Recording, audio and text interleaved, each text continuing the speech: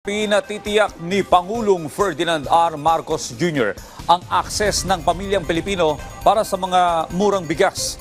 Yan ang direktiba ng punong ehekutibo sa kanyang ipinatawag na pulong kasama ang Agriculture Department at National Irrigation Administration.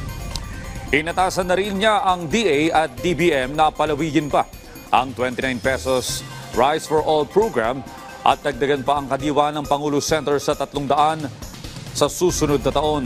Nanawagan din ng Pangulo sa mga LGU na direktang bumili ng palay sa mga magsasaka para mabigyan ng mga ito ng patas na halaga sa kanilang pagtatrabaho at maabot ang matatag na supply ng bigas. Pinatututukan naman ng Chief Executive sa DOF at NEDA ang pagtugon sa input cost at epekto ng pabago-bagong panahon na nakakaapekto sa presyo ng pagkain.